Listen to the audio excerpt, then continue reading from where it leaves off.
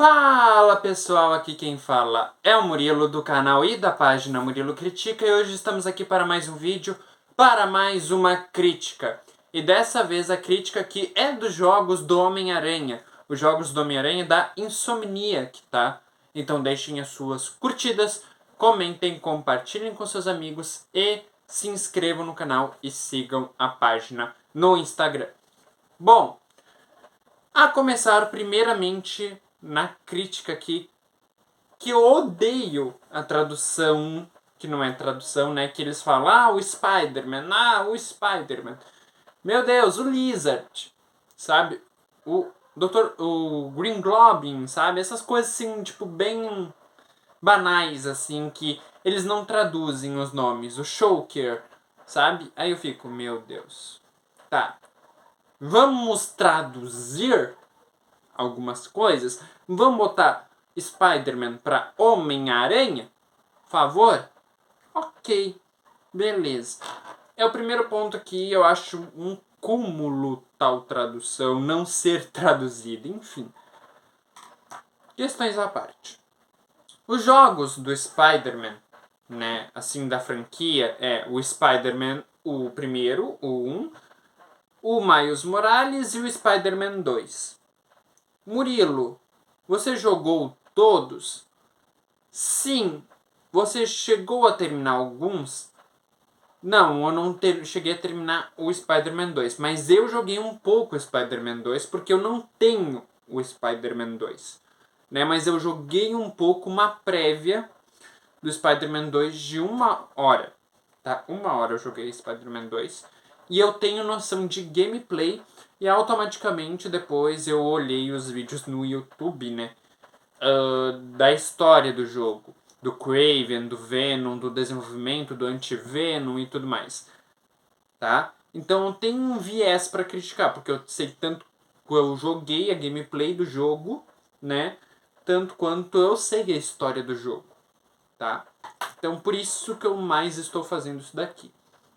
Enfim, vou começar pelo começo, né? Spider-Man 1 foi uma inovação, tá? Pro gênero de jogos de super-herói.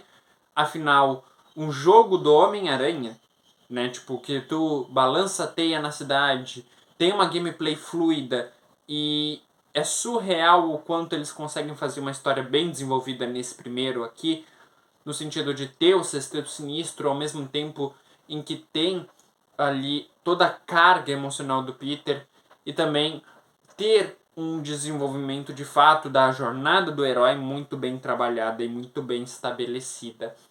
Por isso que eu acho que o Spider-Man 1, entre os três, é o melhor, tá? Eu acho. Muito pelo sentido de que é aquele parâmetro de gameplay que tem a limitação, né, que o 2 tem mais gameplay, assim, vamos dizer, mais inovações na gameplay do que propriamente o primeiro. Mas o primeiro é aquele simples, básico que funciona uma história bem desenvolvida, né? E é isso o que realmente importa. A história do primeiro, a narrativa do primeiro Spider-Man, pra mim, é a melhor em sentido de comparação, né? Spider-Man Miles Morales. É um jogo, mas poderia ser facilmente uma DLC do Spider-Man 1, tá?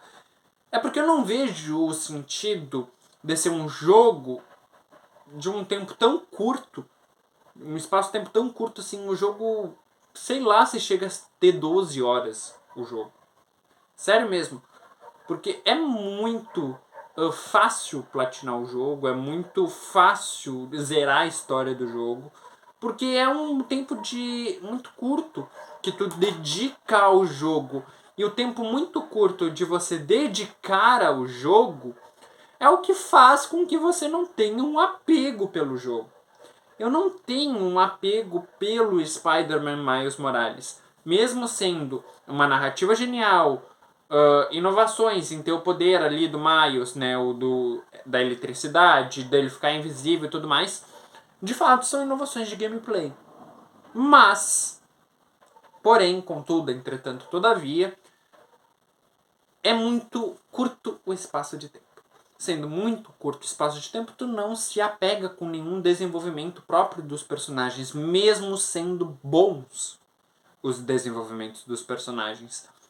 Eu acho que o que mais peca nesse jogo é que eles poderiam ir mais adiante e eles não foram mais adiante. Eles quiseram encurtar o jogo. Ah, mas encurtar para ficar bom faz sentido. Não, crianças, não faz. Por quê? Porque encurtar o jogo, sendo que poderia se ter uma profundidade maior, e no sentido de que o Miles ele descobre bem rápido o plot do jogo, de que a Tinkerer é a amiga dele e que, nossa, vai ter uma treta entre amigos, vai ter uma briga entre amigos, e meu Deus do céu. Tipo, isso em 1 hora de jogo, sabe? O plot todo ele poderia ter sido mais elaborado e ter ido até o fim, ter colocado mais boss fight, né? A boss fight lá do Senhor Negativo, no segundo, do Miles e do Senhor Negativo, poderia ter sido desenvolvida aqui, né, no jogo próprio do Miles e não ter tomado uma dimensão imensa que tem o problema do segundo jogo. Que o problema do segundo jogo, do Spider-Man 2, é justamente o tempo, a divisão entre o Miles e o Peter em tempo de tela. Tem horas em que o Miles fica predominantemente na tua tela, tem horas que o Peter fica predominantemente na tua tela. Não há um equilíbrio entre os dois.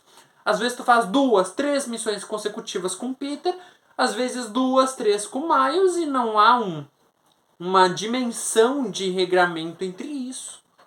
Entende que não há um tempo de tela, de equilíbrio entre os dois protagonistas? A ideia foi genial do Spider-Man 2. Os gráficos são muito bons, tá? Tanto dos 3 jogos. Eu me esqueci de falar dos gráficos. Mas dos 3 jogos, obviamente, o último tem um gráfico melhor. O Spider-Man 2. Porém, é aquela questão. Tempo de tela, tempo de desenvolvimento de personagem não foi muito bem estabelecido em um equilíbrio. É que nem o Daniel LaRusso do Karate Kid. Falta equilíbrio. Sabe? Tá faltando isso no Spider-Man 2. Tanto é que é a maior reclamação do pessoal no Spider-Man 2. É justamente o equilíbrio. A começar também pelos meus defeitos que eu acho, tá? Do Spider-Man 2. Já mudando de tópico. Spider-Man 2, pra mim, o maior defeito deles é o Kraven. Tá? Juntamente com o tempo de tela, o Kraven. Porque ele é um vilão, assim, pra quem conhece a história do Homem-Aranha, sabe que o Kraven é um super, hiper, mega vilão do Homem-Aranha. E que tem a tradição de ter a saga A Última Caçada do Kraven. Ponto. Não que eu queira que adaptem, né, de fato, 100% fiel A Última Caçada do Kraven. Né? Até porque isso seria surreal. Não é nem questão de fidelidade o defeito, mas é pela questão da aura da Última Caçada do Kraven. Como assim?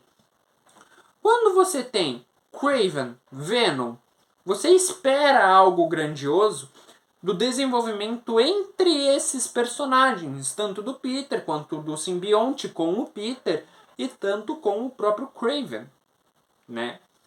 O problema aqui é que o Kraven ele se tornou mais um vilão genérico, um vilão que não tem de fato todo aquele sentimento de ameaça. Não tem.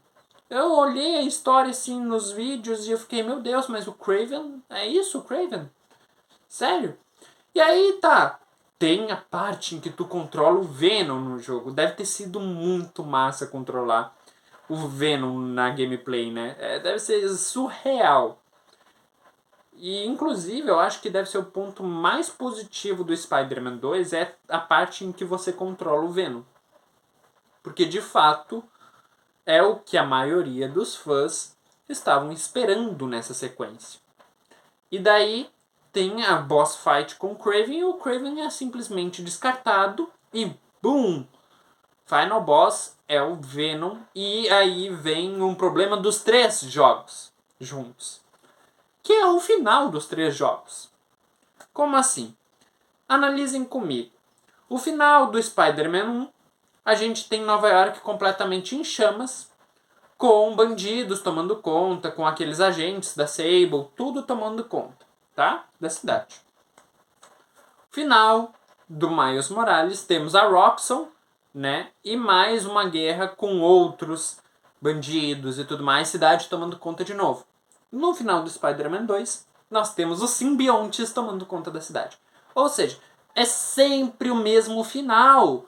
Tipo, o cenário ele sempre vai ficar destruído, catastrófico, meu Deus do céu, só muda a figura. Só muda a figura de linguagem. Não há inovação nisso. A Insomniac não pensa em fazer um final de escolha, por exemplo. A Insomniac não pensa em fazer um final mais pé no chão, que não seja uma invasão de simbionte, que não seja a cidade pegando fogo, sendo destruída por bandido, por Sable, por Roxxon, sabe? Cadê o pé no chão, a fluidez? Nem sempre a cidade toda vai estar pegando fogo, sabe? Tem que ser algo mais pontual. Não tem, tipo, repetir a fórmula muitas vezes satura. Prova disso é a própria Marvel, repetindo fórmula e saturando. O problema aqui é que eles não souberam, em todos os jogos, eles não souberam fazer as escolhas direcionais de tempo entre cada um dos protagonistas e não desenvolveram vilões. Tanto o vilão lá do Kraven, no caso do Spider-Man 2, tanto é que tem aquela falta de desenvolvimento, porque eles desenvolveram muito o Peter e o Harry, que é um ponto positivo do Spider-Man 2, né? O desenvolvimento entre amigos, entre o Peter e o Harry Osborn, né?